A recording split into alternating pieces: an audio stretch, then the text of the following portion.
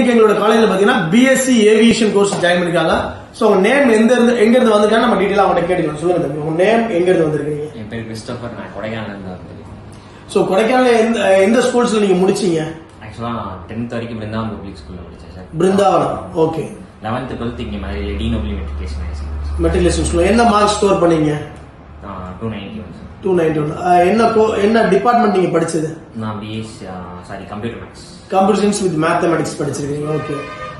என்ன ரீசன்காண்டி பர்டிகுலரா BSc aviation எடுத்து நீங்க சூஸ் பண்ணிருக்கீங்க? ஃபியூச்சர் உங்களோட ஆம்பிஷன் என்னவா இருக்கு? ஏர் டிராஃபிக் கண்ட்ரோல் ஒர்க் பண்ணுறேன். ஏர் டிராஃபிக் கண்ட்ரோல் ஒர்க் பண்ணும், வெரி குட், ஓகே. சோ அதனால பிஎஸ்சி ஏவியேஷன் எடுத்து நீங்க சூஸ் பண்ணி படிச்சீங்க. சோ மேலும் இந்த மாதிரி ஸ்டூடெண்ட்ஸ் அவங்க பாத்தீங்கன்னா 10th வந்து கொடைக்கானல்ல முடிச்சிருக்காங்க இல்லையா?